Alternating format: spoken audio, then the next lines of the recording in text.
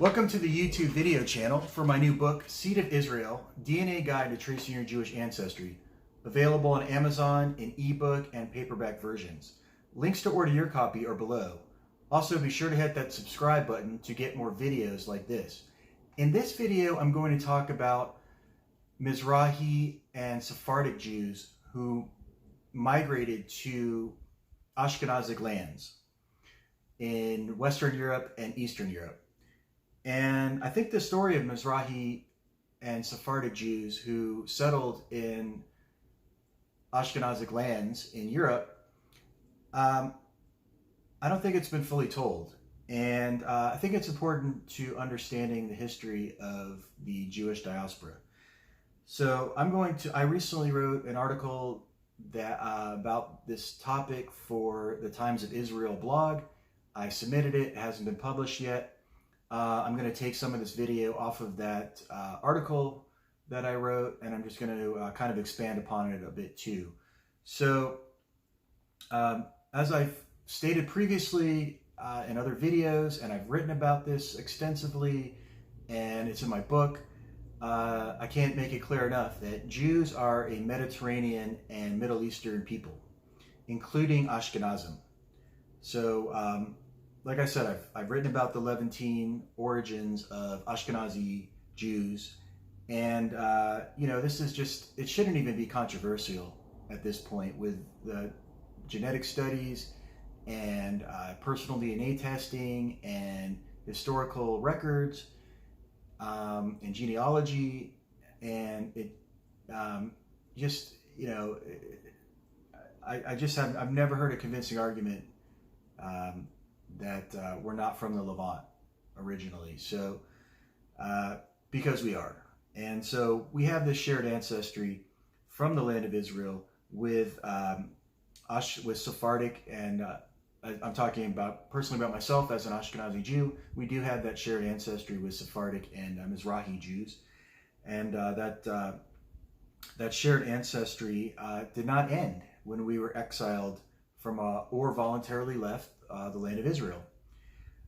So there were always lines of communication between the great Jewish learning centers in the East and the West. And those Jewish learning centers included in Israel, in Babylon, Babylonia, where the Babylonian Talmud, the Talmud Bavli, developed, in contrast to the Jerusalem Talmud, which developed in Israel, and the great Jewish learning centers of the West, in Spain, later in Poland, in the Apulia region of southern Italy, and in Hakme province in southern France.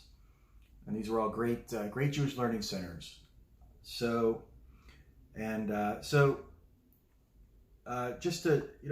just to briefly state about the history of Ashkenazi Jews, which I've said before.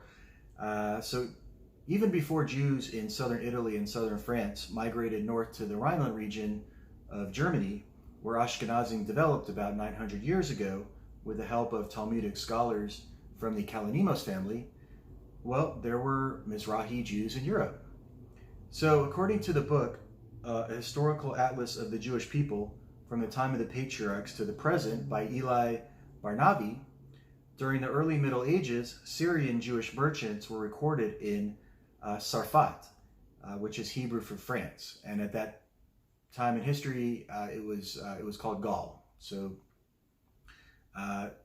later during the Carolingian period, Jewish merchants from Israel and Babylon arrived in Western Europe, and in the 8th century CE, Rabbi Natronai traveled from Babylonia to Spain, bringing the Talmud Bavli to Sephardic Jewry. Communications between the Jews of Spain and Portugal and the Jews of Babylon continued. Babylonian Talmudic scholarship possibly reached Narbonne, which is on the Mediterranean coast in southern France, and this was would have been under Charlemagne. So there's a legend of Babylonian Jewish scholar Machir ben Yehuda Zakkai of Narbonne being the Nasi, or leader, of the Jewish kingdom of Septimania. and apparently he possibly had Davidic royal lineage from King David. Well, this version of history has been questioned by scholars. So I did discuss this in a previous video, but it is very questionable whether there actually was a Jewish kingdom of Septimania, and if this Babylonian exilarch Makir ben Yehuda Zakkai actually existed, and he actually ruled this kingdom. So there are a lot of question marks about that. So I encourage you doing your own research on the veracity of this Jewish kingdom of Septimania. But there is, however, later evidence of communication between the Ashkenazi Center of Jewish Learning in Krakow, Poland in the 16th century and the Sephardic and Mizrahi world. The book Sephardic and Mizrahi Jewry from the Golden Age of Spain and the Ottoman Empire corresponded with states that the book is by Zion Zohar, and it states that Jewish scholars in Italy and the Ottoman Empire corresponded with Ashkenazi masters of Poland and Central Europe. So this increased communication, the book states, was because Eretz Israel, specifically Sfat in the mountains of the Upper Galilee, quote, regained the function of the pivot and center of Torah for the entire Jewish world, unquote. So it was during this time that Sephardic Jews exiled from Spain in 1492 began to make their way north to Poland from Italy and the Ottoman Empire.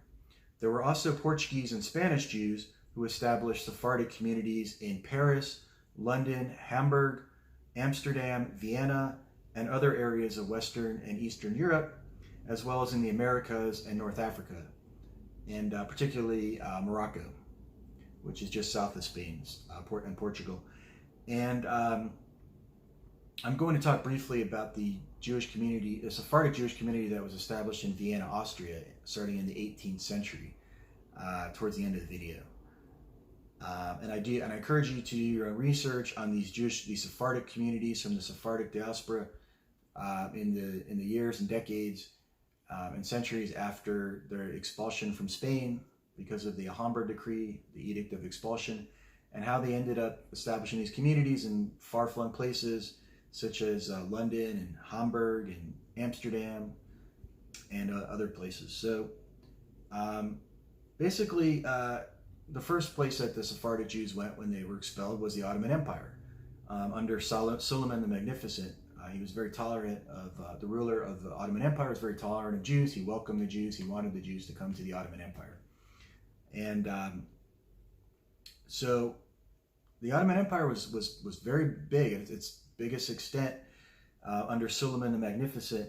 In the 16th century, it included Hungary and Romania, which basically reached the border with Austria and the Poland-Lithuania Commonwealth, which also includes modern-day Ukraine. And so, if you look at the map, you really see how far north the Ottoman Empire reached into Europe and into the Balkans and almost Eastern Europe. And again, Jews, these Sephardic and Mizrahi Jews were scattered all over the Ottoman Empire. So it does make sense that some of them would make their way up to Eastern Europe. So according to the YIVO Encyclopedia of Jews in Eastern Europe, Sephardim were possibly the majority of Jews in Hungary and Transylvania under Turkish rule.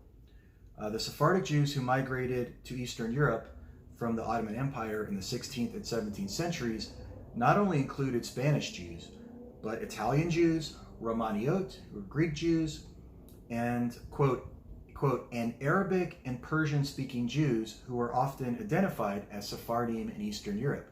So I'm just going to repeat that.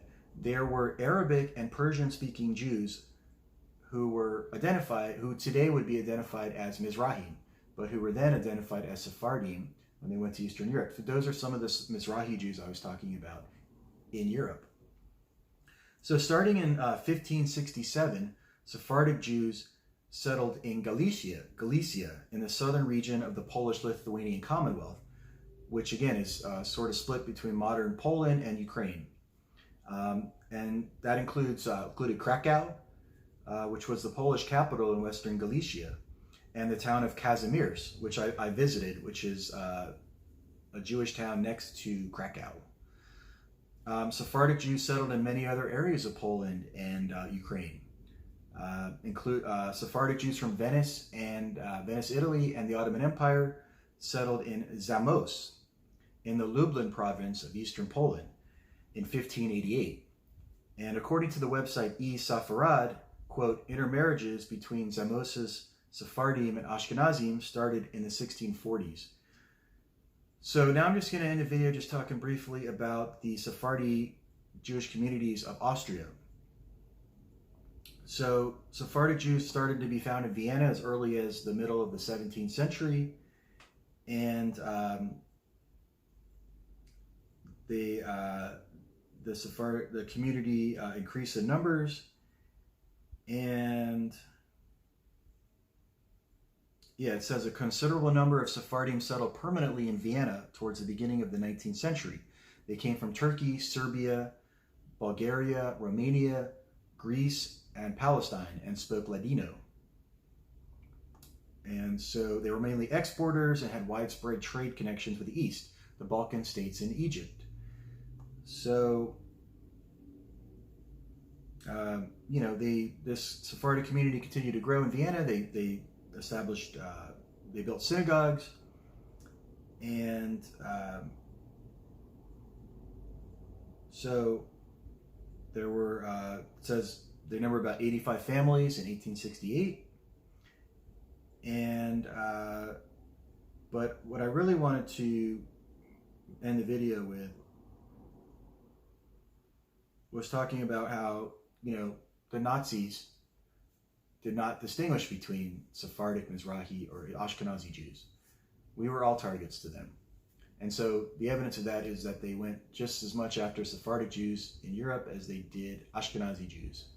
So it says the synagogue of the Sephardi community existed only 50 years until it was destroyed during the Kristallnacht program on November 9th and 10th, 1938, like the other synagogues in Vienna.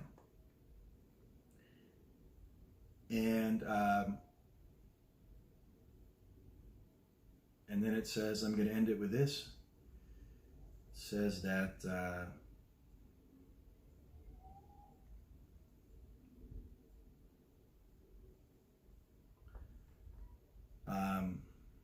in World War II, Sephardim in Vienna suffered the same fate as other Jews, and most perished during the Holocaust. And thank you for watching.